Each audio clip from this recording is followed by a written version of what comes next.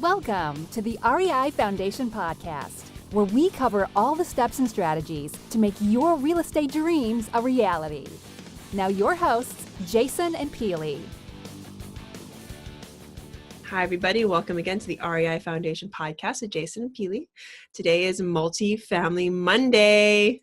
Happy Monday, everybody. And today on Multifamily Monday, we want to touch on a topic is that we're talking with some investors that are breaking into multifamily properties, and they were trying to figure out analysis and generally what do they need just to get started. What we like to have just to do our basic analysis is to get from either the broker or direct to seller. The seller is a T12, which is the trailing 12 months of financials, which basically will show how the property is operating on a month-to-month basis for the last 12 months. It's not year on year, unless you're getting it in January, but it gives you the last 12 months. And along with that is the rent roll, showing you the current rent roll. And that rent roll will basically be a list of all the tenants, their monthly payment, what they've actually paid, and the market rate, what is supposedly the market rate for that same unit, a deposit if they're holding a deposit, and maybe have if they have some late payments or some other things or some other fees on there as well. And past that, if we can get, and it depends if it's done by a broker or not, in OM, an operating memorandum, just giving more context on the property and a more description on the area.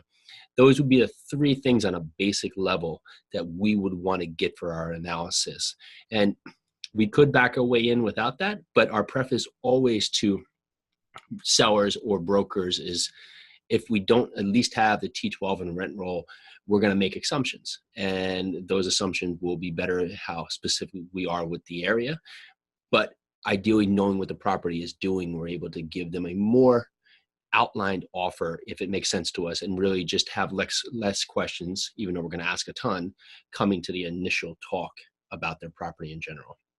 So that's what we would do to get started right there. At least have those basic items and asks, and they're not too much to ask. So if someone can't give them to you, I would think that may be a good thing, because they're not maximizing their properties, and maybe there's opportunities, but you're going to have to at least know the area very well or rely on property managers and brokers, which you should anyway, to help you understand what your expenses are, what your income drivers are, and ideally the advantages, upsides, and possible downsides to the property.